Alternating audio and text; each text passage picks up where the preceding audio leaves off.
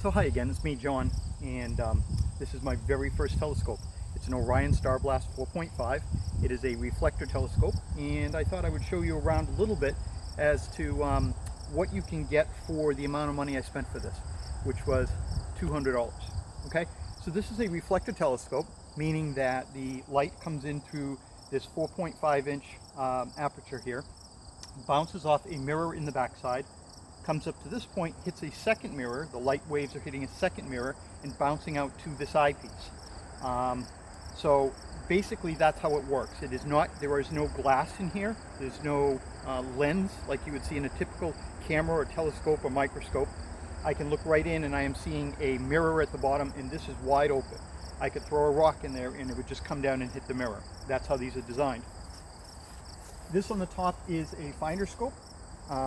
Typically, these are included with telescopes. You can buy different models of them.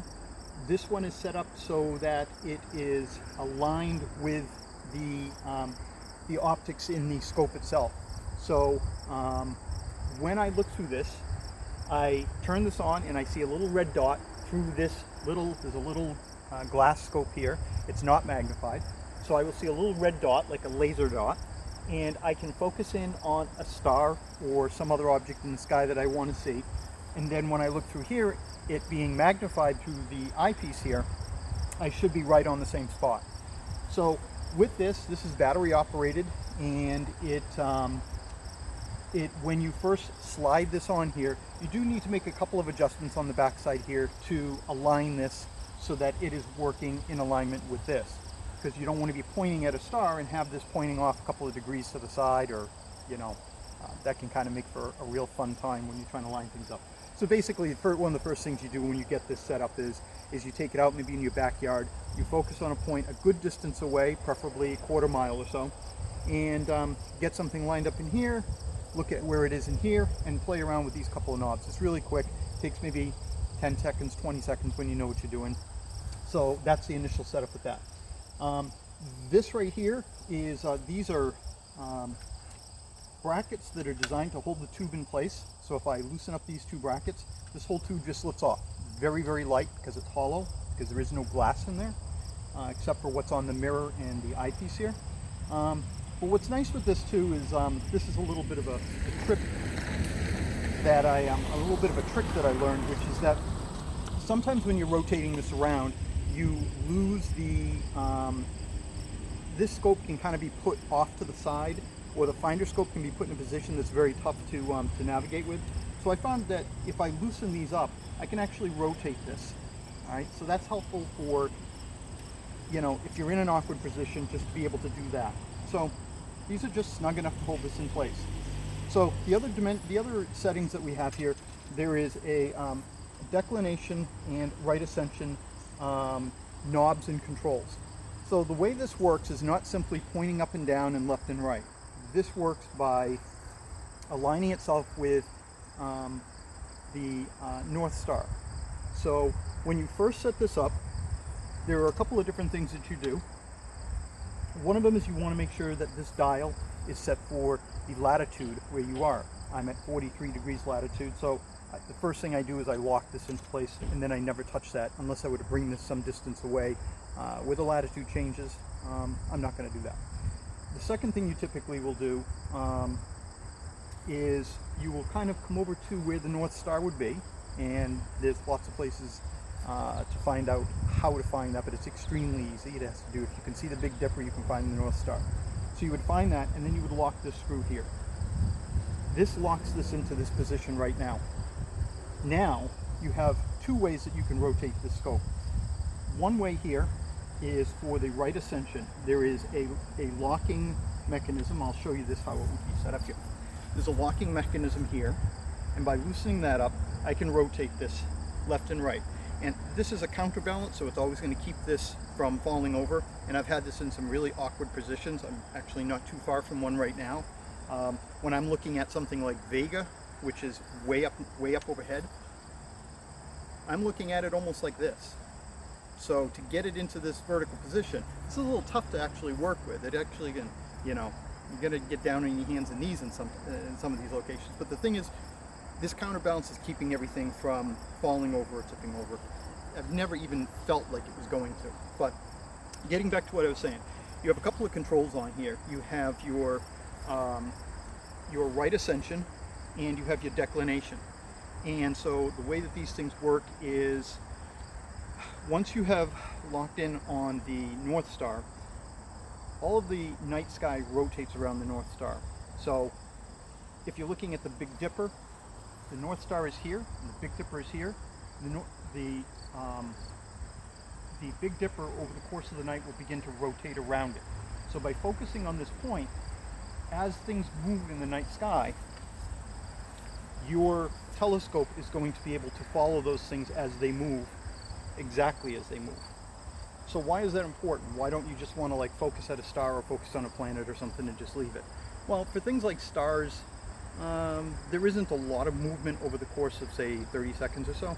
But when you look at something like Jupiter or Saturn, you'll get it all lined up in your scope. And 30 seconds later, it's out of your scope. It has moved that way across the night sky. So by focusing in on it first, and then by making this adjustment, as I turn these things, it will arc to follow whatever you're looking at. So if it's a planet, you can see that I'm making a slight turn here, and this is holding its position. So as I'm watching this thing moving out of my scope, I can just very slowly turn this if I need to, and it just keeps it in line. So you don't have to play with, I need to go up a little bit and left a little bit, or down and right, or whatever. And you keep playing with this one and this one, with your right Ascension and your Declination. Basically, you're just going to have to touch one of those and just adjust it in one direction. So it's good for keeping things in the scope as you're looking at it, because a lot of times you're not just going to look at something and come out 10 seconds later and be like, okay. A lot of times you'll want to let your eyes adjust.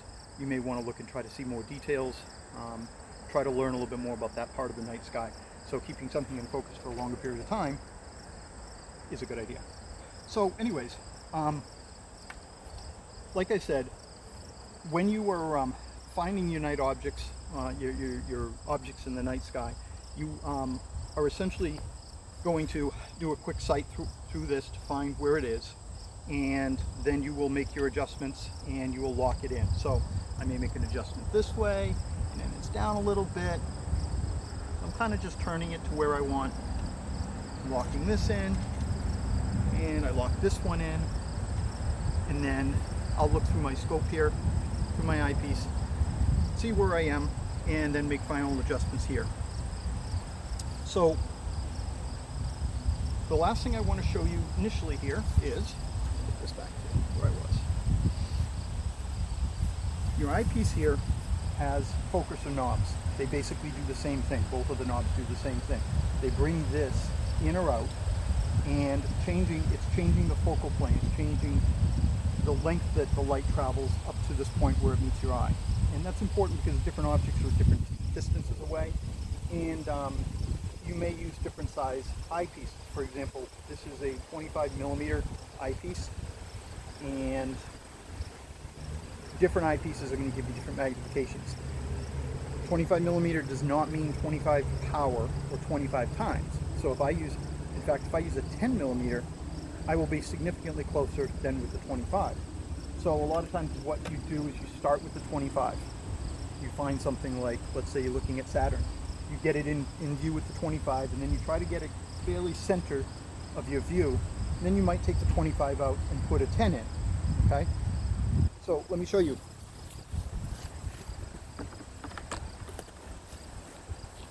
And I'm back just like that. So here's the 10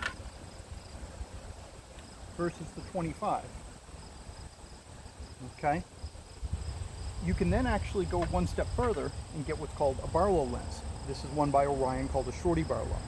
And the way that this is basically a 2x magnifier. So even though you may zoom in with the 10, you may want to get even closer. It depends on the object that you're looking at. And while this looks like an eyepiece, it really isn't. This slides in here, and then I would take something like the 10, and I would put it into the end like that. You tighten these screws down and you're on your way. So you might be thinking, well, why would you ever take the 25 out? Don't you always want to see things as close as possible?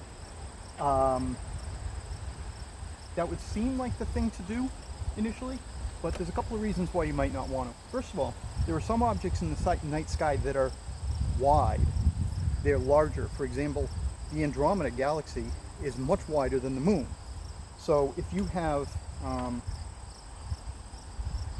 if you want to see more of the Andromeda galaxy, you're not going to go zeroing in very closely. For example, if I have the 10mm in and I'm looking at the moon, I can't see the whole moon in my scope. I can only see part of it. So the 25, I can see all of it. So there are times when you will want to back out a little bit so you can see more of an object. The other reason that you may want to use a 25 initially is because some objects are a little tough to find, even though you may find them in the scope. When you put on a 10, you may be zoomed in so much that it has just moved out of sight, just off to the side, and then finding it can be a little bit problematic.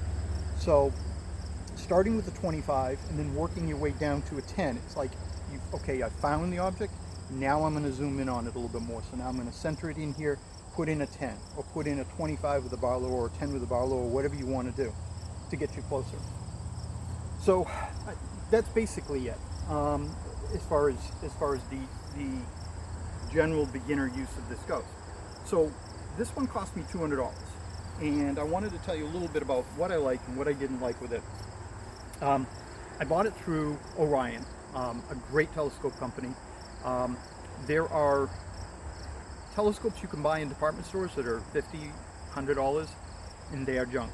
Believe me, they are absolute junk. I did a lot of research, and I found that, yeah, they mark those up quite a bit, and you really can't see anything that you want to see through them. So going to a company that specializes in telescopes, somebody like Orion, Meade, Celestron, there's a number of companies out there, you're going to get a lot more for your money. As I point out what I like and don't like, there are going to be a number of things I don't care for on this. And when I was compiling the list, I'm like, geez, you know, it seems like there's a bunch of things that I'm complaining about.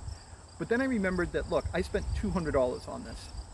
And the complaints have to do somewhat with like build quality and things like that. However, it's important for me to say that I'm very happy with the money I spent.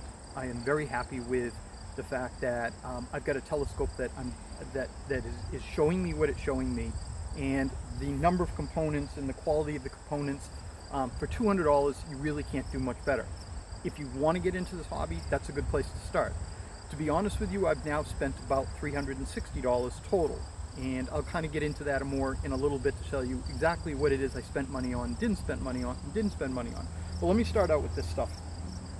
They're coming out of the box. This was partially assembled, and I had to put it together a little bit. The parts that were assembled, sometimes the manual said they weren't assembled and vice versa, which was a little weird. The tripod is aluminum, so it's very lightweight. It's not super strong, and it can shake a little bit when you are, if it's a windy day or something like that. This isn't a heavy-duty tripod, but that's okay. The legs are a little stiff though, and even with locking it, moving those around, sometimes it's almost like a two-hand job. I don't care for that a whole lot. The accessory tray is nice to have. It adds stability. There is a double folding metal bracket underneath this, and it's nice to have the accessory tray here to use that occasionally. There is a little bit of it's a little bit difficult to take the tray off. It has one nut, and I'll show you this on a modification that I did, and then I'll show another video that shows the modifications I did. If I'm going to collapse this tripod, you have to take this plastic tray off. You have to at least take two of the points off, and then you can kind of let it fold under. But getting to those wing nuts, they're very easy to take off, they're not very easy to put back on. So I did a little bit of a modification there. These are for the right ascension and declination adjustments. These are called slow motion controls. They typically come with a longer cable, a flexible cable. So if you would imagine this coming out to about here with a knob on the end of it and a somewhat flexible cable, and the same thing with this one here coming way out here. The problem is with those is that where they attach to the shaft, you have a thumb screw that you tighten it with. It comes loose no matter what you do. You either permanently put those things on with some kind of glue or epoxy or a Loctite, or you do what I do, which was what somebody recommended. I bought some aluminum volume knobs, or I think they called them, I forget the name of it. But anyways, I bought these knobs, and they're screwed in with a little Allen wrench screw, and I have not had these come loose, and they seem to be very solid. I have not had any issues with them after hours and hours of use with them feeling like they're going to come off. The longer cables that were supplied with this, they would literally, the whole cable would just come off in your hand, and you'd put it back on and you'd tighten it, and 5 minutes later, if you were lucky, it would fall off again. That's not really ideal. It's not the greatest system in the world. I would like to see them change that, but again, I keep in mind what I'm spending on this and what I'm getting. Counterweight obviously comes with it.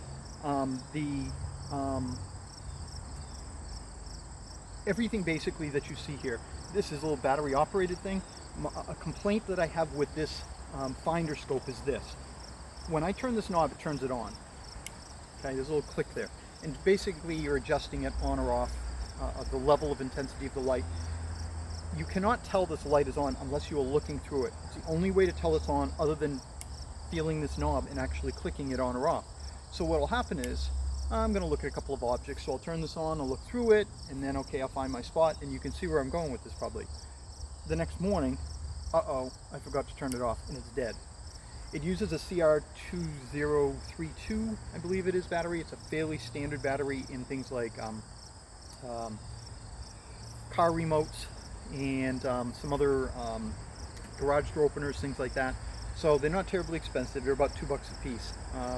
But it's something that I keep extras with me just in case I kill that. Not real thrilled with that. The knobs on the sides here for doing the slow motion, I can feel sometimes where this whole setup here is not like the highest quality. It's not like I'm slipping, but there are points where there's a little bit more tension than other times.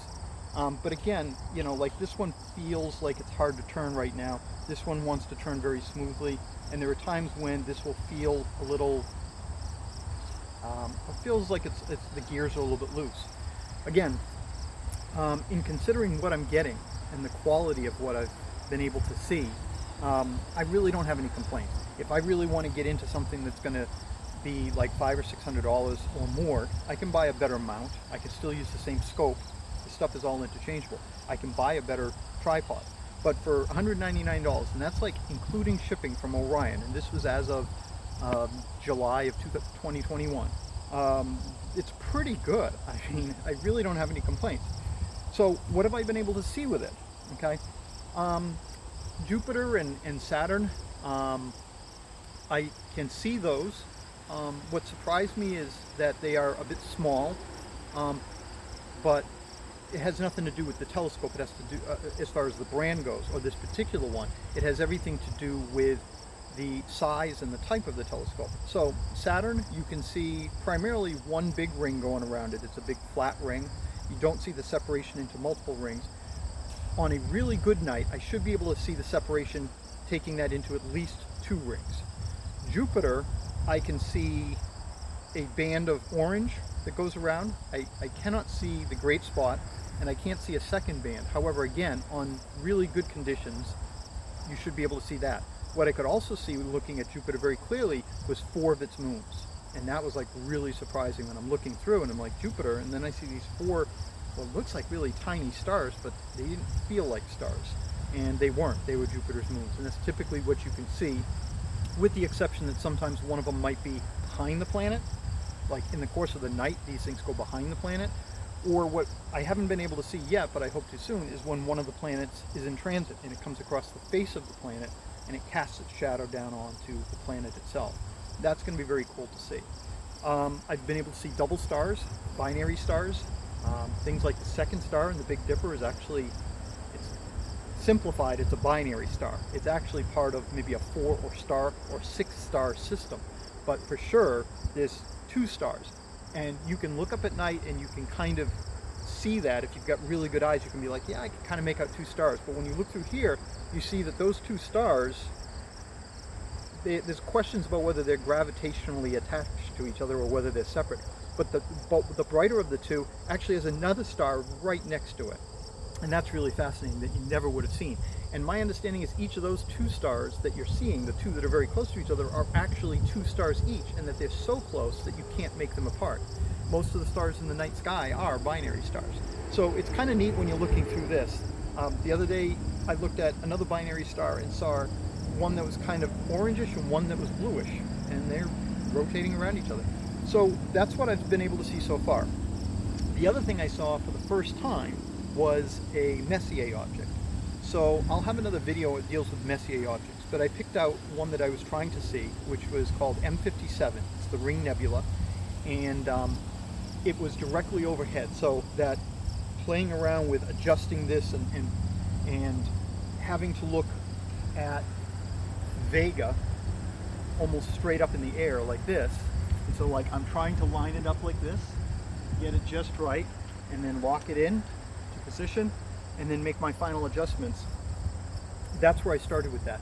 And I'm going to put a video online on the site about what I used for software. I used a web application, one that's free to use online, and then I took the smartphone app for that same product. It's called Stellarium, and used that to help me figure out where I should be looking in the sky. And when I was able to finally locate some stars that were making sort of patterns, I was finally able to see the object. That was 2,700 light years away. I will be able to see Andromeda, which I believe is 2.5 million light years away, but 2,700 light years away is it's pretty impressive. And again, I think that things don't look quite as spectacular as the astrophotography. People who have specialized equipment, who have spent thousands, if not tens of thousands of dollars of equipment, and are going out for all night and recording these kinds of things. This isn't what this telescope is designed to do. It's designed to introduce you to this world and to get you to be able to look at some of these objects, to kind of whet your appetite. But you know, literally when I was set up a couple of nights ago, I had people coming up to me, and I started talking with them, and I said, hey, do you want to see this planet, or do you want to see a double star or something? And they were absolutely fascinated, and they were walking away shaking their heads kind of. And it's that kind of fun fascination in being able to share these things with people that has made this all worthwhile. So bottom line is, for a first telescope, I'm really happy with what I've spent so far. This was recommended. There are a couple of models that are recommended. I actually have my second telescope already on order, which is a much larger version of a reflector telescope. It's an 8-inch, but it doesn't have the same type of mount. It is a Dobsonian. It is a point and shoot. So I would be basically, if you imagine that this was gone, basically using just this and lining up my points and finding things that way. So it's a different type of setup. There's a lot of different types of setups depending on what you're going to do. But that's my overall impressions of this. Well worth the money if you want to get into this for 200 bucks. One last thing before I go. I wanted to mention how I've actually spent about $360. So what the other things that I have bought are a carrying case for my lenses, and I purchased a book, Terry Dickinson's Night Watch Manual, which has a lot of star maps in it, and those star maps really help you figure out where in the sky certain things are as well. It's a printed form for doing that, so I spent some money on that. The Barlow Lens that you see here was not included. That was about $40 for basically doubling the power of your telescope.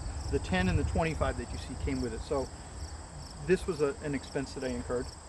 I also bought a moon filter, and the moon filter is designed to make the moon a little less bright. And when you're looking through this, especially at a full moon, but even at anything probably above a third full, it gets very bright. And so the moon filter is basically something that you would screw into right here, and it basically just makes everything a little bit darker. It gives it a better contrast for the eye. So I think that's primarily some of the other things that I purchased for it. There was one or two other things that I wanted to get into. So for $200, you're going to be able to start playing around. For $300 or a little bit more than that, you're going to be able to get this plus a lot of the accessories that you're going to want or need before you get too far into it. So let me wrap things up by saying that I'm very happy with Orion's service, and they were very good to talk to on the phone, and I would recommend their product to somebody that's just starting out. I thank you very much for your time today, and look forward to seeing you again soon. Thanks.